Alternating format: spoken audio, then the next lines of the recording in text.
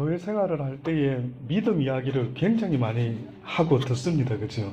믿습니까? 믿습니다. 믿습니까? 믿습니다. 근데 믿는다라는 것은요, 귀신도 알고 떠드는 이야기입니다. 귀신도 알고 떠드는 게 믿습니다입니다. 어떤 사람은 하나님을, 예수님을 여러분의 구세주로 믿으십시오 할 때에 저와 여러분같이 믿어지는 사람들이 있죠. 그래서 믿어지기 때문에 그래요? 교회 한번 나가보겠습니다. 그러면서 하나님이 왠지 믿어지는 사람이 있지 않습니까? 근데 어떤 사람들은 아무리 전도를 하고 해도 하나님은 무슨 하나님? 그분이 어디 계시냐고. 그렇죠? 2000년 전에 누가 어떻게 신이 사람의 몸을 입고 이 땅에 올 수가 있느냐고. 나는 도무지 믿어지지 않는데 오히려 그를 믿는 기독교인들이 나는 더 이상하다라고 생각한다라고 하는 이야기 하는 분들도 있습니다. 그 믿음은 내 것이 아닌 겁니다. 하나님이 택한 백성이라 할 때에 이스라엘 백성을 하나님이 택한 백성이라고 말하지만 아브라함의 실질적인 자손으로 택함을 받았다라고 하는 것은요, 오늘 이 시대에 그 하나님이 믿어지는 사람들입니다.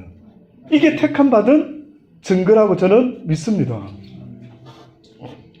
근데 그 다음에 이제 믿어는 지는데 그 다음 어떻게 해야 되지? 라고 할 때에 하나님의 성경 말씀은요, 믿어지지 아니하면은 도무지 배울 수가 없는 게 하나님의 말씀입니다.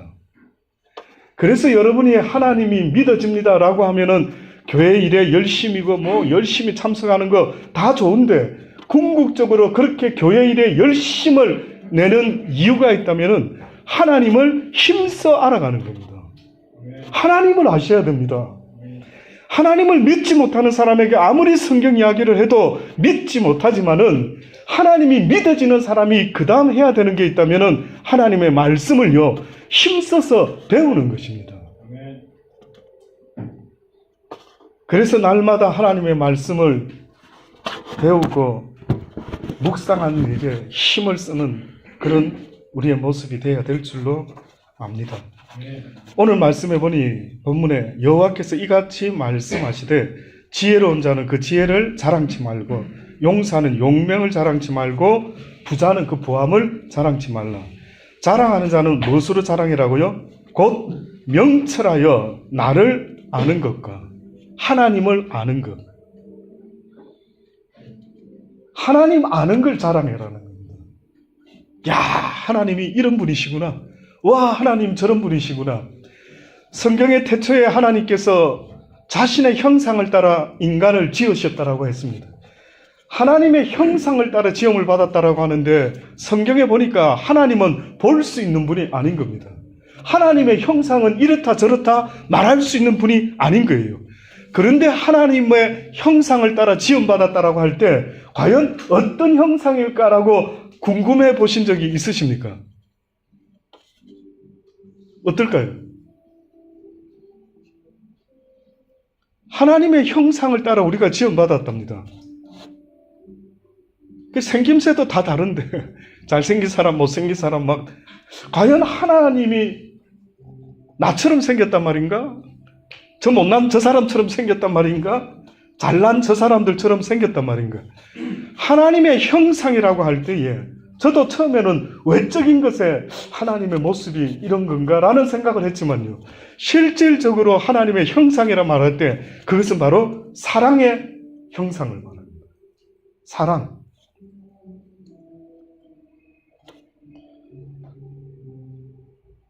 하나님은 사랑이시다라고 말씀하는 것처럼요, 하나님은 사랑이신 겁니다. 하나님은 그분 자체가 사랑이랍니다. 근데 인간이 하나님의 말씀을 어기고요, 에덴 동산에서 쫓겨날 때 하나님의 형상을 잃어버리게 되었는데 하나님의 형상을 잃어버린 아담과 하와의 모습이 어떤 모습이었냐면 하나님의 사랑을 잃어버린 그들의 모습은요, 하나님을 사랑할 수밖에 없는 그들의 모습은요, 변질이 되어가지고 자기를 사랑하기 시작하는 겁니다. 그래서 죄인된 자의 모습이 어떤 모습입니까? 라고 물어보면은 하나님이 아닌 다른 것을 사랑하는 자의 모습, 이것이 바로 변질된, 죄된 우리의 모습인 겁니다.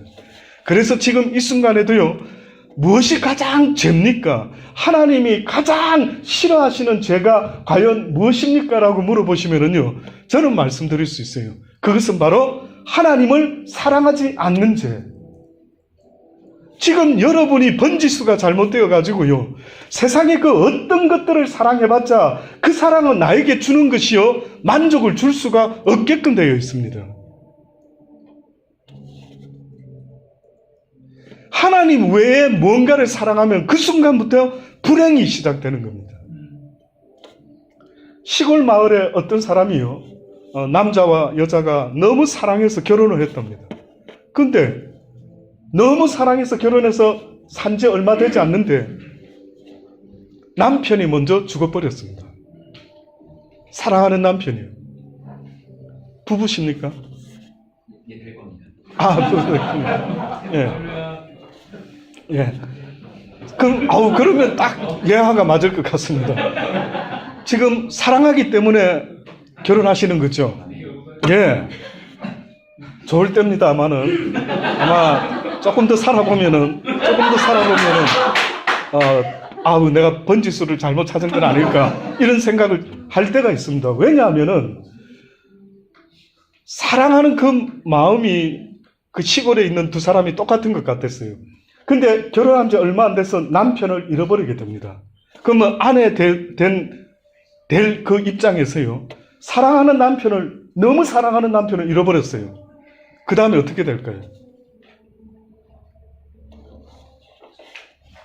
어려운 이야기입니까?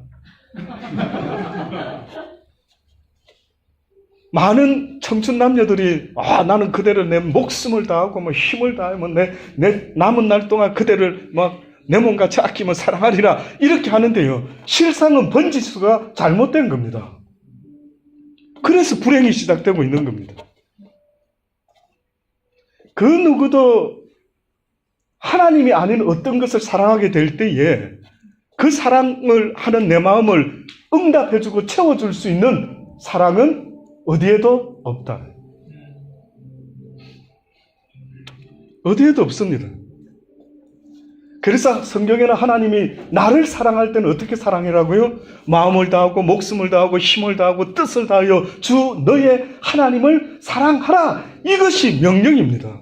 이것이 온 성경의 내용, 선지자의 강령, 모든 율법의 한마디로 하나만 말씀해 보십시오. 도대체 하나님이 무슨 이야기하고 있는 분입니까? 라고 할 때, 너희가 나를 사랑해야 되는데 왜 마음과 목숨과 힘과 뜻을 다하여 나를 사랑하지 아니하고 그 외의 것들을 사랑하느냐라고 지금도 우리의 잘못된 모습을 지적하는 것입니다.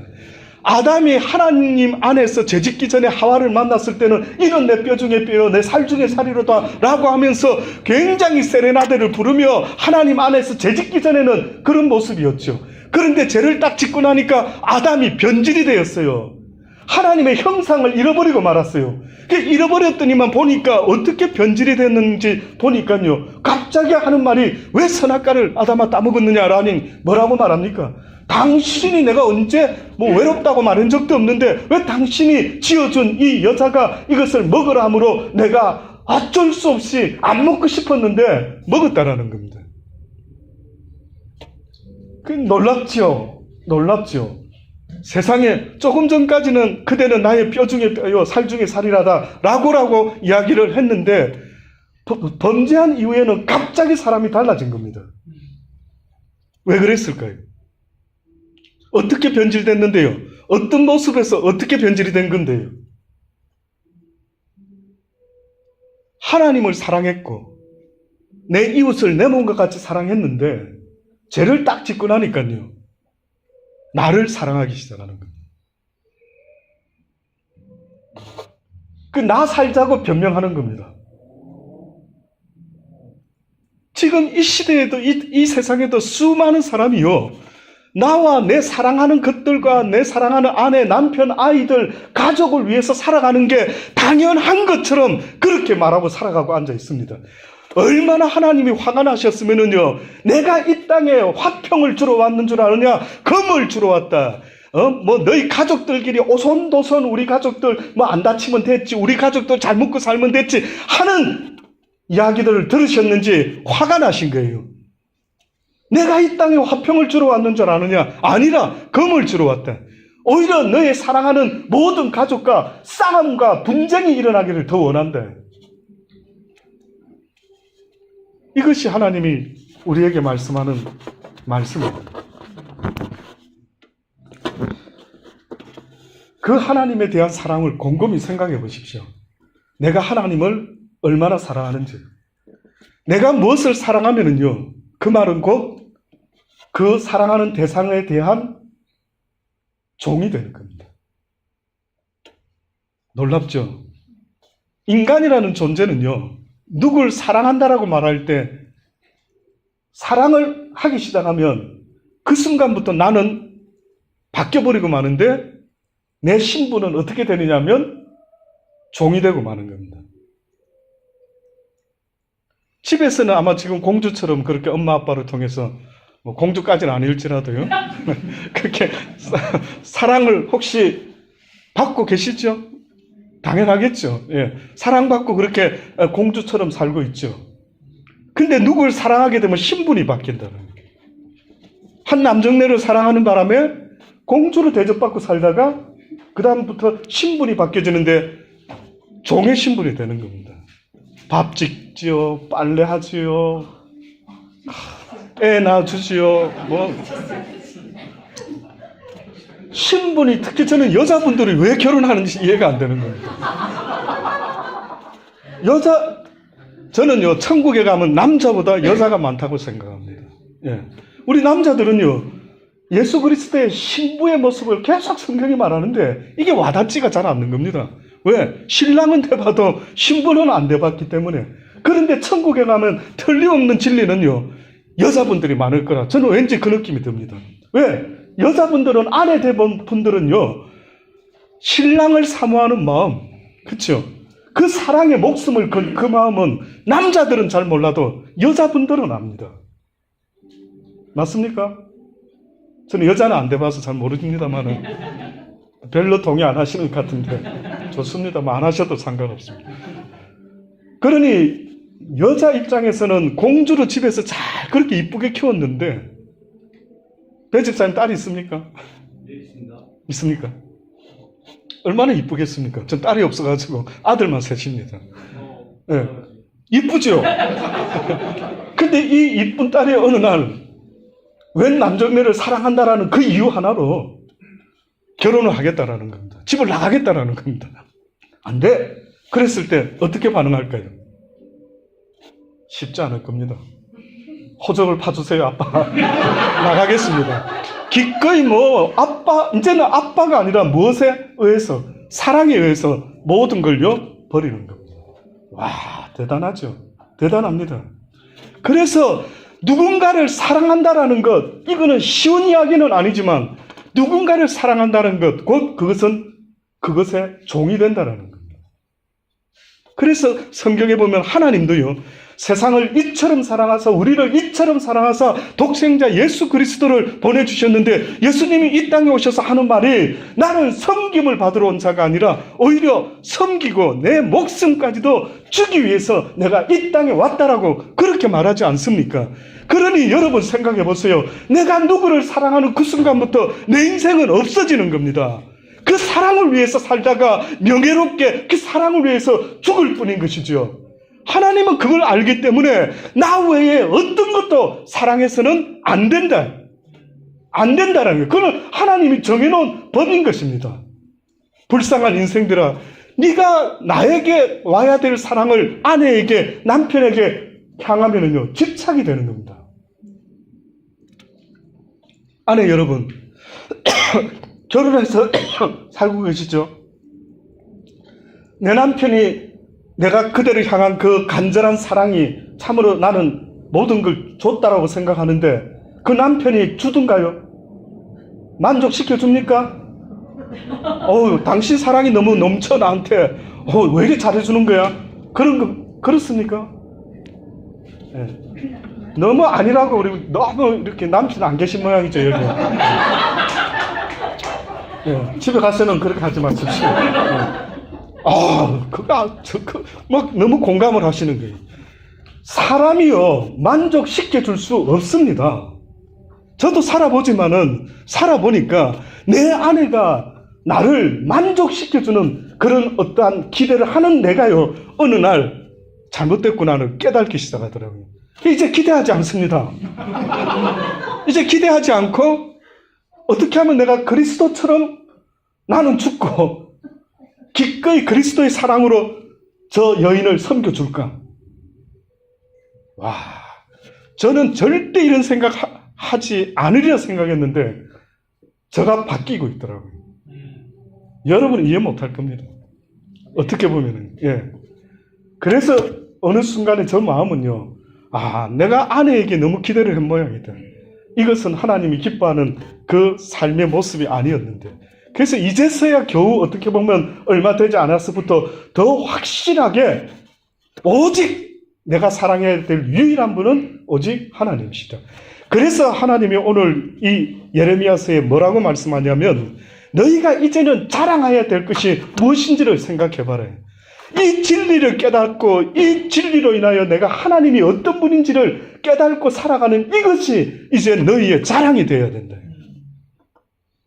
여러분이 누구한테 무슨 자랑을 하는지 좀 보세요. 기독교인이라는 정의가 너무나 잘못된 것이, 교회만 열심히 다니고 직분 받고 목사 되고 이러면은 모든 사람들이 자기가 크리스찬인 줄 알고 있죠. 아닙니다. 크리스찬이라는 존재는요, 실질적인 것을 하나님이 보기를 원하시는데, 너의 삶 가운데 네가 어떤 모습으로 살아가는지를 보기를 원하시는데, 그 중에 하나가 이제 네가 무슨 일을 만나든지 무엇을 자랑하고 있는지를 스스로 보라는 거예요. 여러분 자랑이 뭡니까? 누구 만나면 혹시 자랑해 보신 적이 있습니까? 없습니까, 집사님? 있습니까? 주로 지난날을 잠깐 돌아보실 때 주로 나는 사람 만나면, 모르는 사람 만나면 나를 소개하면서 은근히 나를 좀 자랑하지 않습니까? 그렇죠? 저는 막 조금 부자입니다. 저는 조금 가방끈이 조금 긴 편입니다. 이렇게 또 하면서요. 우리 집안에는 탤런트가 좀 있고요. 이러고 누구누구는 어떻고 누구를 알고. 그렇죠. 놀랍죠.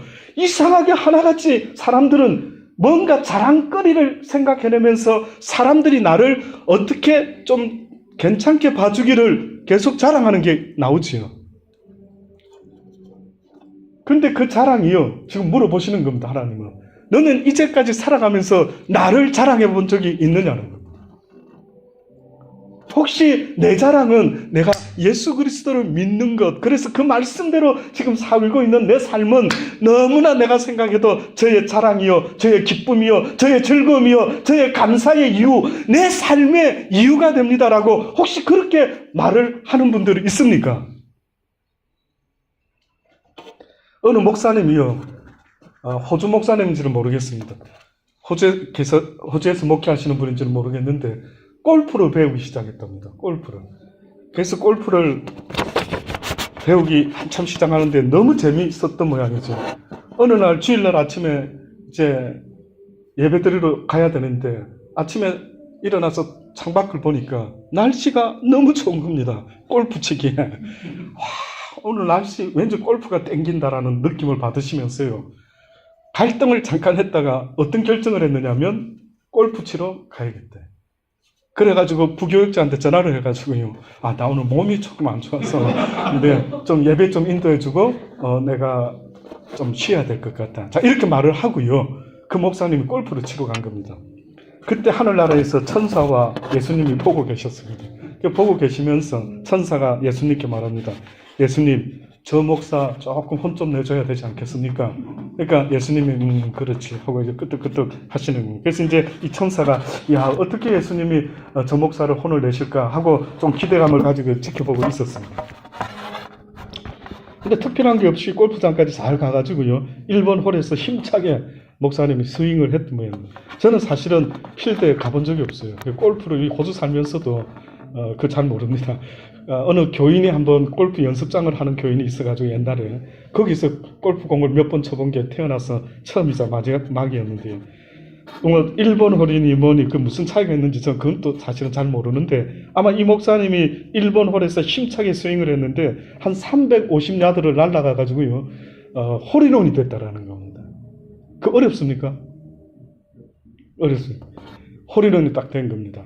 그러니까 이 목사님이 안 그래도 골프에 재미 붙여가지고 좋아하고 있는데 홀인원이 딱 되니까요 막 좋아서 어쩔 줄을 모르는 거 와 이거 하면서 그러니까 이제 천사가 보고 있다가 예수님 저 사람 혼을 내주셔야지 저 왜 저렇게 저런 일이 생깁니까? 라고 했을 때 뜻밖에도요 예수님이 뭐라고 말씀하는가면 목사가 주일날 교회를 빠지고 골프장에 와서 쳐가지고 홀인원을 했는데 그가 이것을 누구에게 가서 자랑할 수 있겠느냐? 자랑하고 싶은데 자랑할 수 없는 고통을 맛보여 준다. 그러니 어떻습니까? 여러분 생각할 때 사람이 얼마나 자랑하고 싶어 하는지, 그렇죠? 우리가 살아가면서 뭔가를 자랑하고 싶어 하는데 뜻밖에도 그 자랑하고 싶은 그 모습은 전혀 하나님과는 상관없는 것을 막 자랑하고 싶어서 뭐 좋은 일이 있으면은 그러나 여러분 잊지 마세요. 사도 바울과 같은 분들은 자기가 자랑할 수 있는 것은 오직 나는 약한 자이라. 나는 약함을 자랑하노라. 내가 약할 때 강함 되시는 오히려 그 예수 그리스도를 나는 자랑할 뿐이다라는 거예요. 예수님이 없었으면 어찌할 뻔했습니까? 예수님을 몰랐으면 어찌할 뻔했습니까? 한번 조금만 상상을 해보십시오. 여러분, 예수 그리스도만이요 온 세상의 주가 되시고 그분이 내 영혼의 주권자가 되셔서 잠시 있다가는 이 세상에 내가 어떻게 살아야 될지를 하나님의 종들을 통해 성경을 통해 우리에게 알려주시고 누구든지 그 말씀에 순종하면은 영원한 생명을 주겠노라라고 그렇게 약속을 하셨던 겁니다. 성 프란체스코라는 사람이 유명한 어떤 성자가 있었던 모양이죠. 한 시대에 많은 사람들이 그분을 만나고 그분에게 하나님 말씀을 듣고 하면은요 큰 변화가 일어나는 겁니다. 그래서 어떤 사람이 찾아와가 선생님 정말 선생님은 그리스도의 영광을 나타내는 분 같습니다 라고 그렇게 이야기합니다. 그 놀라운 사역의 비결이 도대체 무엇입니까? 그때에 그분이 이렇게 표현하는데요. 저는 이 표현이 얼마나 감동적인지요. 전능하신 하나님은 어느 날 이 지구상에 살고 있는 많은 사람들을 바라보셨습니다. 그리고 많은 사람들 가운데 이 땅에서 가장 연약하고 가장 무지하며 가장 미련한 한 사람을 보기 시작했습니다. 그리고 하나님은 이렇게 말씀하셨습니다. 그렇다. 저 사람이다. 저 사람을 통해서 내 강함과 지혜로움과 능력을 나타내리라. 그것이 하나님이 나를 선택하신 이유의 전부이다. 왜 하나님이 저와 여러분 같은 이 연약하고 이 부족한 자를 택했는가를요 잊지 말라는 것입니다. 내가 잘나서 예수를 믿고 있는 게 아니라는 겁니다. 내가 뭔가 자랑할 수 있는 것이 세상에서 있을 수가 없다라는 것을 하나님은 말씀을 해요. 심지어는 주의 사도들이 놀라운 이적과 기적을 행할 때 베드로 사도가 어느 날 안전뱅이를 만났을 때 그 안전뱅이가 그에게 구걸을 하는데요. 은과 금은 내게 없지만은 내게 있는 것으로 내게 주노니 나사렛 예수 그리스도 이름으로 일어나 걸으라 라고 이야기를 하죠. 그때 사람들이 보고는 어떻게 합니까? 와, 어떻게 저런 놀라운 일을 저 사람이 행하지? 저 사람 대단한데? 라고 봤을 때 뭐라고 베드로 말합니까? 이 일을 행한 것이 왜 나인 줄 알고 쳐다보느냐? 왜 나를 주목하느냐? 저도 지금 이 순간까지 오히려요. 제가 뭐 또 되지 못한 자가 만약에 저희 교회에 막 100명, 200명, 300명이 아마 몰려들었다 한다면 저는 역시 내가 좀 기도하지, 내가 말씀 좀 전하지, 뭐 이런 착각을 하지 않았을까? 오히려 어떤 면에서 요즘 와서는 감사가 되는 것은요. 하나님, 나를 무명한 자로 계속 만들어 주셔서 하나님만 바라볼 수밖에 없는 그런 인생이 될 수밖에 없는 이것이 오히려 복인 것 같습니다. 한국에 3년 반 정도 목회를 했던 적이 있었습니다. 호주에서 갑자기 좀 쉬러 갔는데 어디 교회에 붙잡혀가지고요, 목회를 하게 되었어요.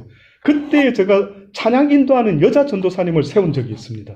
근데 이 여자 전도사님과 교인들은 제가 호주에서 왔다니까요, 그분들은 부산의 그 구포 3동 아주 좀 인구 밀도가 가장 높은 산동네인데요. 그런 산동네에서 어느 여자 목사님이 교회를 어렵게 만들고 그냥 떠나버리고 말았던 것 같아요. 교인들만 남아가지고요, 빛을 잔뜩 안고 슬픔으로 하나님께 눈물을 흘리며 어찌하면 좋을지를 기도하던 중에 제가 우연히 아는 분이 있어가지고 말씀을 한번 전하러 갔다가 그냥 그 자리에서 붙잡힌 겁니다.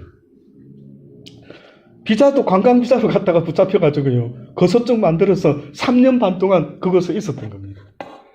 근데 그 중에 제가 아주 기억나는 사건이 바로 이 여자 전도사님. 이제 그 전도사님이 신학교 졸업한 지 얼마 안 돼서 이제 저를 만나가지고 이제 자기 소개를 하고, 전도사님 그럼 찬양을 인도하십시오. 그랬더니만 저 부족한데 어떻게, 그 목사님은 뭐 성악도 전공하시고 호주에서 공부하시고 뭐 이러니까 이분들이 저를요 엄청나게 대단하게 보는 겁니다.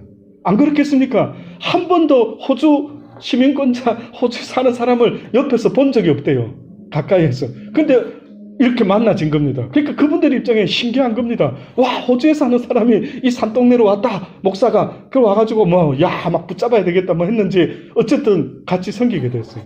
근데 제가 하나 놀란 게요, 그 여자 전도사님이 어떤 말을 한 번은 했느냐면은, 송도 바닷가를 이렇게 한번 함께 이렇게 몇 분이 같이 나간 적이 있는데 바다를 보는데 막 너무너무 좋아하는 겁니다. 와, 막 감탄사를. 그래서 나는, 아니, 송도 바다를 처음 오셨습니까? 그냥 농담 삼아 물어봤는데 처음 왔다는 겁니다. 나이가 40초인데 들어보니까 12살 많은 남편과 결혼해가지고요, 지금까지 한국에서 통장에서 돈을 넣고 찾는 방법도 모르고 남편이 주는 생활비로만 생활을 해서 외식 한번 해본 적이 없답니다. 딸이 고등학교 3학년이더라고요, 가보니까. 그렇게 사는 여인이 있더라고요. 그러니까 어느 날 하나님을 알게 되어서 신학을 하고, 그래서 지금 교회를 섬기고 있었더라고요. 근데 특이한 것은요, 이분은 모든 것에 감사를 하는 겁니다. 저는 호주의 이 바다를 보다가 한국의 바다를 보니까 너무 작아 보이는 거예요. 저는 그렇게 감동이 안 되는데, 세상에 그분은 바닷가 잠깐 나가면은요, 계속해서 와 부럽더라고요. 어떻게 하면 저런 감동을 받지? 어떻게 하면은 매사에 틈만 나면 땡큐 갓, 하나님 오늘 막 이렇게 목사님하고 교회분들하고 바닷가를 나왔습니다. 오, 너무 좋습니다. 어머, 외식을 했습니다. 너무 좋습니다. 이분은 오히려 남편이 하늘나라 가고 나서 처음으로 바닷가 구경도 하고 이러면서요, 세상에 이렇게 사는 사람도 있구나라를 생각하면서 너무 부러운 것은, 뭐가 저렇게 감사할 게 많지? 뭐가 저렇게 늘 감탄이 많지? 하는 모습을 보고요,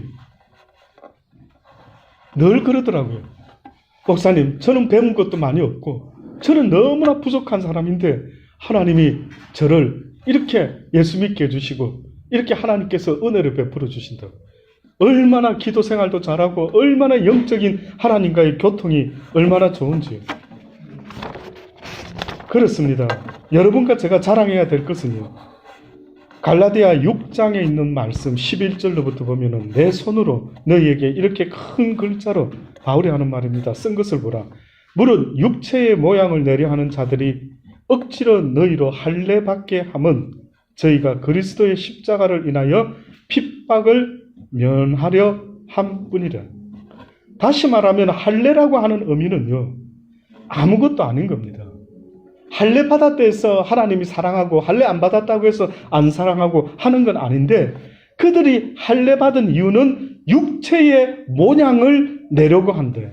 다시 말하면 세상적으로 누군가로부터 자기가 괜찮은 사람이라 하는 모양을 만들어가기 위해서 열심히 애를 쓰고 살아가는 자들아 라고 말씀합니다. 할례 받은 저희라도 스스로 율법을 지키지 아니하고 너희를 할례받게 하려 하는 것은 너희의 육체로 자랑하려 합니다. 이게 저와 여러분의 모습입니다. 교회 생활할 때에도 뭔가를 해서 거기서 또 자기를 드러내려고 하는 일들이 얼마나 많이 있는지 모릅니다. 성경을 배우면 배울수록 그것이 지식이 되어 남을 가르치려 드는 자가 되어서는 안 되는 겁니다. 오히려 성경을 배우면 배울수록 내 자신의 모습을 돌아보면서요, 야, 내가 육체는 자랑할 것이 아무것도 없구나. 오직 세상의 모든 지식을 배설물로 여길 뿐이다라고 고백할 때 그 사람이 제대로 성경을 배운 겁니다. 그런데 성경을 가지고 지식 삼아서 바리새인과 율법학자들이요, 자기를 높이는 일에 얼마나 혈안이 되어 있는지 모릅니다. 오늘 이 시대에도 여러분은 그러지 말기를 바랍니다. 여러분이 참으로 크리스찬이라고 하는 것은요, 하나님의 말씀에 목숨을 걸고 그 말씀대로 살아가는 순종의 삶이 있을 때에 하나님은 그를 크리스찬이라고 말하는 겁니다. 아, 너는 어느 교회에 있다가 왔니? 너의 직분은 뭐였니? 목사였니? 뭐 장로였니? 집사였니?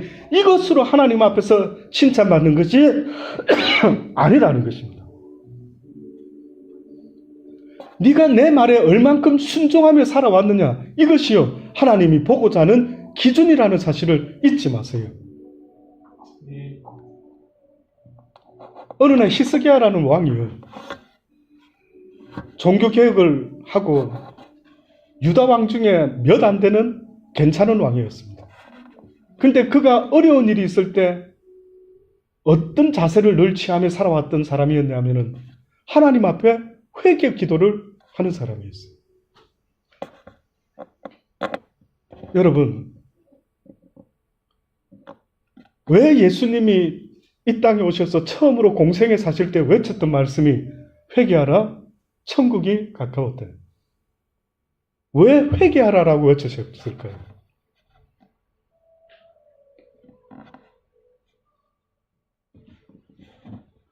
성경의 좁은 문으로 가라. 좁은 문. 무엇이 넓은 문이고 무엇이 좁은 문일까 생각할 때 혹시 여러분 확실히 알고 살아가십니까? 왜 성경의 크리스찬의 삶이 좁은 문이라고 말했을까요? 뭔가 이렇게 살아가려고 하는 사람이 별로 없다.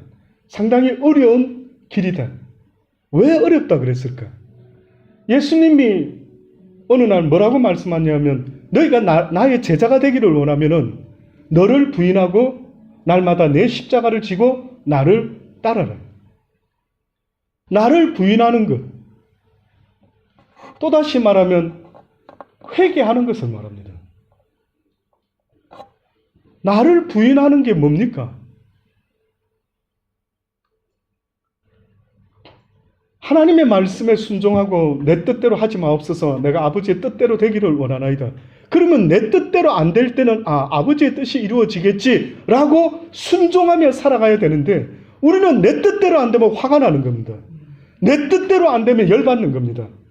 누가 나를 건드리면은 그냥 내 원하는 대로 안 해주고 하면은 막 속상해하는 겁니다.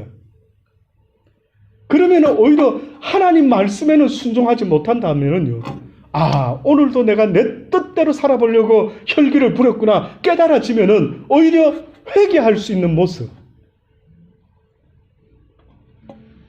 좁은 문이라는 것은, 날마다 나를 부인한다라는 것은 오늘도 내가 하나님 말씀에 순종을 해야 되는데 못했으면 회개를 하는 겁니다.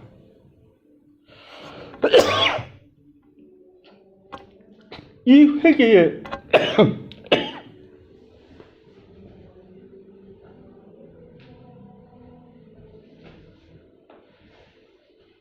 나이 먹어가니까 이게 몸도 마음도 때로는 건강하실 때 주의 많이 하실 수 있기를 바랍니다. 예. 무슨 말 했죠, 제가 방금?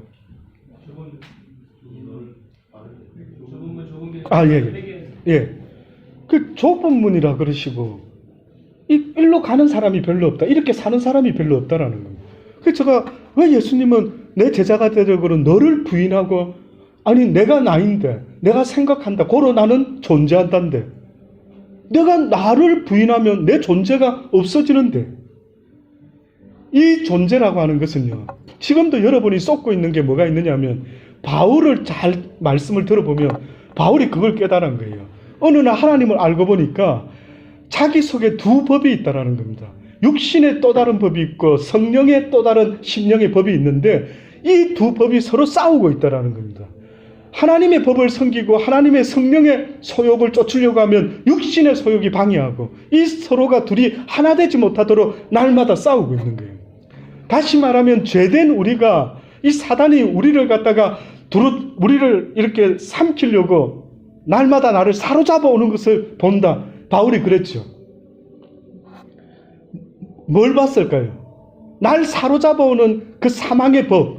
어머, 나 이렇게 살면 죽는데 저놈이 또 나를 사로잡아 오는 것을 내가 보는구나. 그 뭘까요? 한마디로.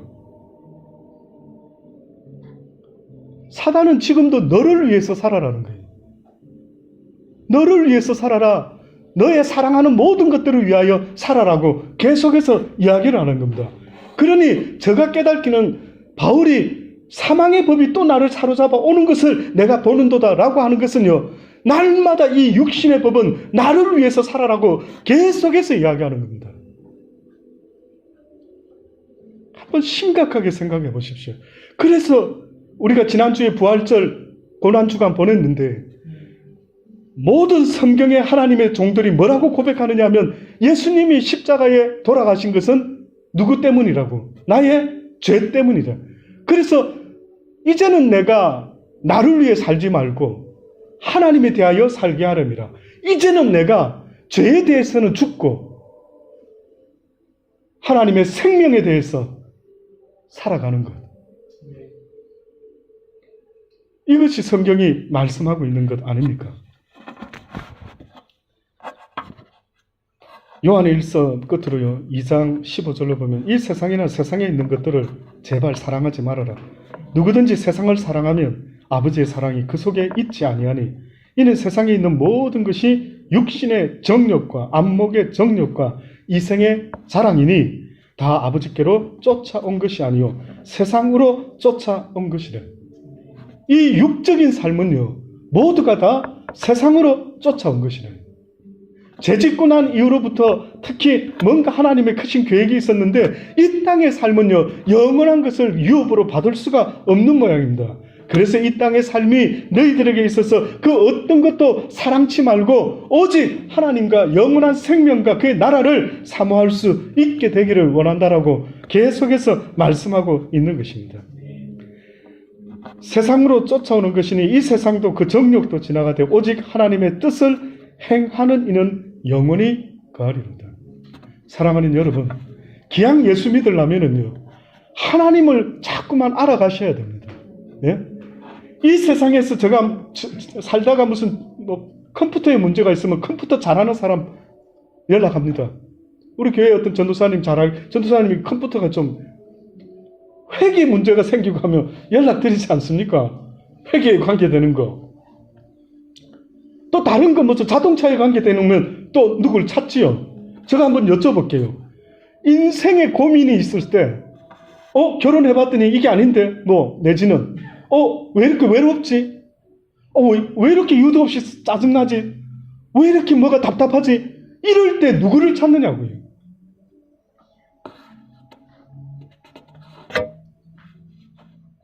성경을 아는 분을 찾기를 주의 이름으로 권면합니다.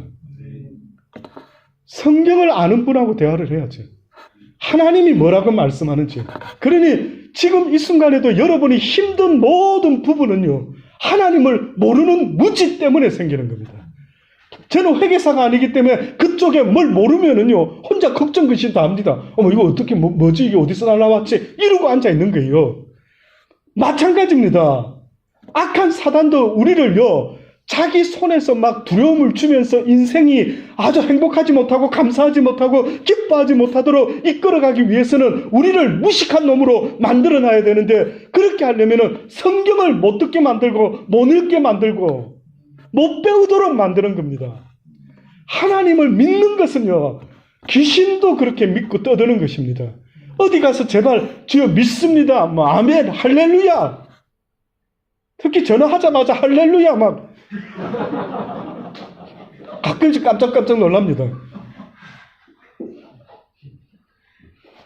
그래 자신이 있으신가? 그렇게 삶에 자신이 있습니까? 저는 날마다 때로는 물론 그런 뜻은 아니겠지만 그렇게 하나님을 찬양하며 살겠다는 뜻이 계시겠지만은요. 날마다 싸우더라고요. 날마다. 이쪽 자리에 있지 않으면 이쪽 자리 둘 중에 하나밖에 없습니다. 내가 하나님의 일을 막 선한 일을 붙잡고 살아갈 때는 선한 모습을 갖고 있더라고요. 근데 이걸 좀 놓고 좀 쉬어야지 이러면은요. 곧바로 악한 일에 동참을 하고 있는 내 모습을 늘 바라봅니다. 징글징글 하더라고요. 중간지대가 없더라고요.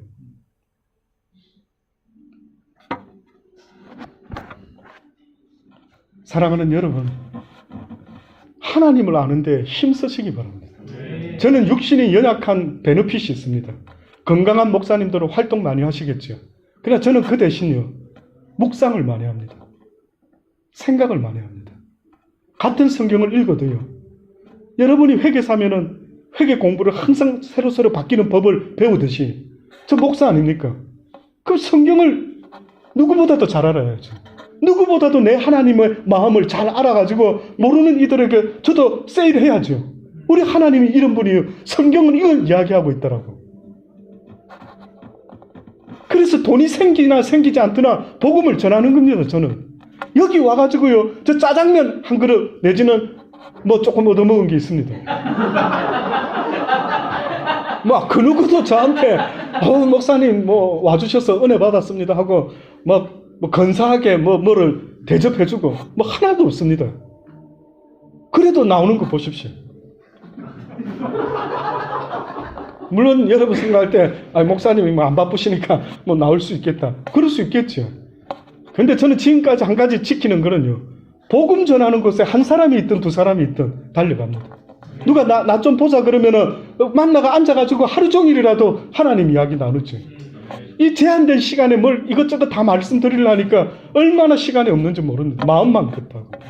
그 누구도요, 왜 여러분 아무리 많은 뭐 비즈니스 때문에 만나지만 왜 하나님에 대해서 알고 싶어 하지 않는지. 저는 그래서 개적으로 좀 만나려고 하는 사람이 그래 많지가 않더라고요. 아, 이상하다. 나 같으면 나는 하나님을 한참 배울 때 궁금한 게 너무 많아가지고 어디서 하나님 좀 아는 분, 체험한 분, 뭐 영적 경험한 분이 있으면 쫓아가가지고 뭐 하나님 이야기 어떻게 예수 믿으셨어요? 어떻게 하나님을 경험하셨냐고 좀 들려달라고 저는 그랬더랬어요. 근데 이상하게 그거는 모두가 똑같은 마음이 아닌 겁니다. 하나님은 보고 계시겠죠. 네가 무엇을 더 원하는지, 네가 무엇을 더 담고 싶어 하는지, 네가 무엇을 더 알기 원하는지 하나님은 보고 계시겠죠.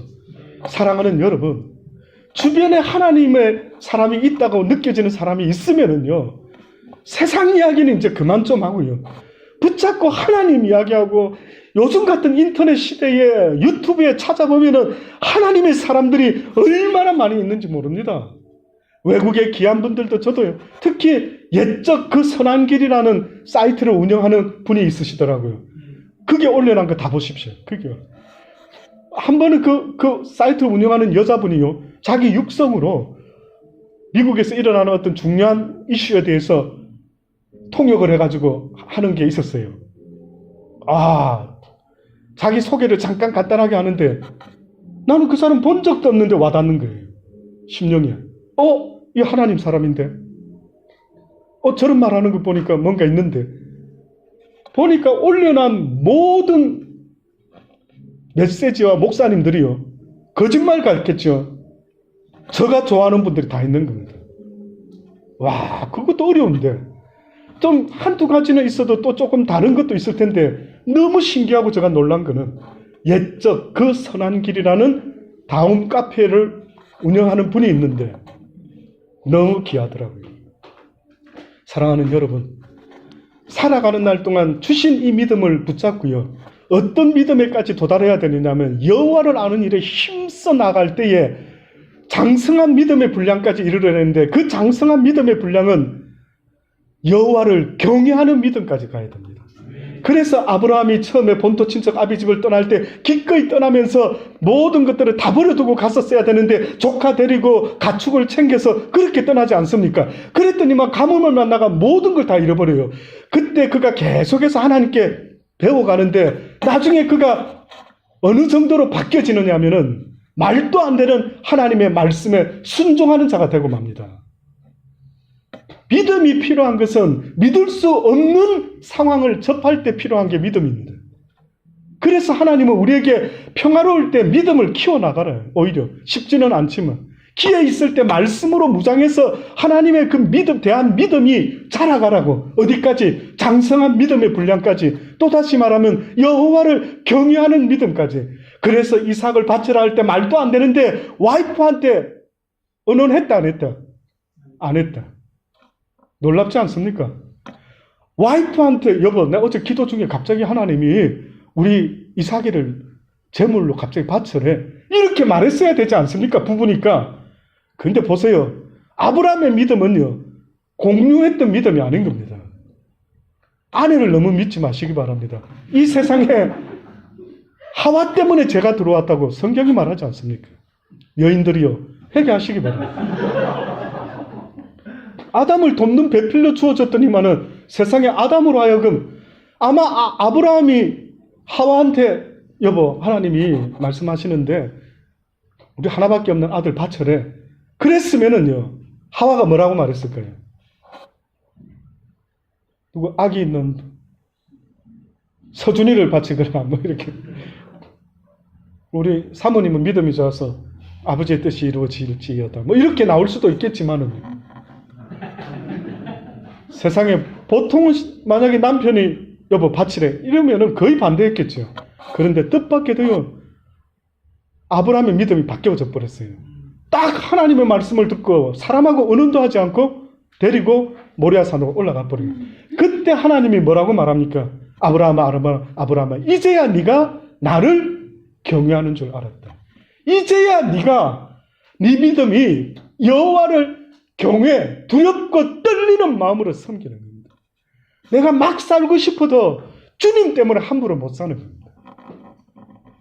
내 멋대로 살고 싶어도 죄 짓고 싶어도 이제는 주님 앞에서 두렵고 떨림으로 구원을 이루어가는 그 여정에 있기 때문에 함부로 살 수가 없는 것입니다. 여러분의 믿음이 거기까지 살아갈 수 있게 되기를 주의 이름으로 축원합니다. 아마 여기 계신 분이 예수님이 꿈속에서 나타나가지고 네가 나를 진짜 사랑하느냐 네 모든 재물을 가난한 자들에게 나눠주고 헌금하고 그러고 나서 이용호 목사 교회로 가거라 이러면은 왜 웃으십니까? 혹시 이 밤에 만약에 네 가지고 있는 모든 통장에 있는 거를 다 선교헌금으로 다 내놓고 너는 조그마한 교회로 가거라 자 이랬습니다. 아마 절대 순종 안 할걸요. 내가 잘못 들은 것 같아. 어제 너무 피곤해가지고 내가 어제 일을 너무 많이 했더니 막 이상한 소리 같더니 아마 저는 여러분 안 봤지만은 거의 그러리라. 저는 막 그 부분에 대해서 죄송하지만 확신을 합니다. 그게 그 순종하는 게 쉽지가 않아요. 저는 여러분이 기적 같은 사람들이에요. 왜 이 시간에 여기 앉아 있느냐? 왜 이 시간에 하나님을 믿노라 하고 성경이 좋다고 하며 나의 주 나의 하나님 이러고 앉아 있는지 이해가 안 되는 거예요. 왜? 성경 이야기를 어느 날 읽어보니까요. 하나같이 다 버리라는 겁니다. 오리를 가자면 심리 가지고 걷어달라면 속옷 주고 한쪽 밤 맞으면 또 다른 밤을 돌려대라고. 왜 이분이 좋은데요? 나는 이해가 안 되더라고요. 여러분이. 이런 분이 좋습니까? 이분이 여러분의 줍니까? 놀랍죠. 이런 미러클이 어디 있습니까? 세상 사람이 그래서 봤을 때 이해할 수 없다. 세상이 감당할 수 없는 사람들이라. 초대교회 성도들이 성령의 역사로 인하여 제자들을 통해 복음을 들으니까 그들이 변화가 일어나는데 모두가 제 것을 조금도 제 것으로 여기지 아니하고 사도들의 발 앞에 가지고 오니까 가난한 자들에게 나누고 그러니 그 당시 때 크리스찬의 특징은요. 나누는 자들이었던 겁니다. 성경의 그리스도인의 경건이 뭐라 했습니까? 과부와 나그네와 고아를 돌아보는 것. 이것이 크리스찬의 경건한 자의 모습이다 라고 말하지 않습니까? 그러니 막 경건한 자의 크리스찬 모습으로 바뀌어가지고 어려운 사람들에게 나누기를 시작하는 겁니다. 그때 성경이 보니까요, 넌 크리스찬들이 예수 믿는 자들을 보고 그들을 칭송했더라. 저들은 대단한 사람들이다. 그랬더니만 성경에 보니 하나님이 구원받는 자들의 수를 더하셨더라. 전도는 제가 하는 게 아니에요. 전도는 여러분이 하는 게 아닙니다. 여러분은 어떻게 보면 빛과 소금의 삶을 제대로만 살면은 주변 사람들이 저 사람 저런 사람이 다 있네. 저 어떤 사람이지? 하나님 믿는 사람이야. 그래서 그들의 마음이 움직이는 겁니다. 사랑하는 여러분, 그 하나님의 말씀을 날마다 주야로 사모하시고 묵상하시기 바랍니다. 그래서 제발요, 세상 이야기는 때로는 좀 한 번씩 멈추시고요, 오늘 하루 종일 하나님만 좀 성경 읽고 좀 하나님의 사람을 만나가지고 하나님 이야기하면서 어떻게 하나님을 그렇게 믿게 되었어요? 어떻게 하나님을 그렇게 확신할 수 있습니까? 성경은 도대체 이건 무슨 말입니까? 저는 궁금한 게 지금도 많아가지고 허구한 날 부족하지만은 연약한 김에 잘됐다. 그냥 할 거 별로 없으니까 앉아서 또 하나님의 말씀을 또 생각해보고 또 누구 유튜브에 혹시나 하나님을 나보다 더 잘 아는 분들이 없는가, 그분들은 어떤 하나님을 알고 있는지 좀 배우려고 또 애를 써보고 애를 쓰는 거죠. 스승은 내가 아닌 것입니다. 이 복음 전하는 것은 제가 하는 것이 아니라 오직 하나님만이 저의 입을 통해서 복음을 전할 뿐이지, 저와 여러분은 모두가 하나님의 말씀에 순종하며 살아야 될 제자의 삶일 뿐인 거지요. 누가 스승이 되려고 하느냐? 오직 스승은 예수 그리스도 한 분 외에는 어떠한 이도 이 세상에는 스승이라 말할 자가 없느니라. 많이 스승 되려고 하지 말아라. 제발 어버이의 심정을 가지고 내 사랑하는 자녀에게 이 복음을, 이 좋은 진리를 전해주고 싶어하는 그 마음으로 전하면 그뿐인 거예요. 내가 무슨 설교자니까 저는 그래서 그런 거 싫어합니다. 설교가 어쩌고 저쩌고. 아버지의 마음 없는 듣기 좋은 설교가 무슨 소용이 있습니까? 성경에서 설교라고 하는 것은요, 하나님의 말씀을 듣고 찔림을 받아야 되는 거예요. 여러분은 날마다 찔림을 받아야 됩니다. 저는 오늘도 여기 앉아서 기도할 때에 하나님, 이 심령에 듣는 자들의 가슴에 찔림이 있게 해달라고 제발 좀 그런 쓰임받는 종이 됐으면 좋겠다라고.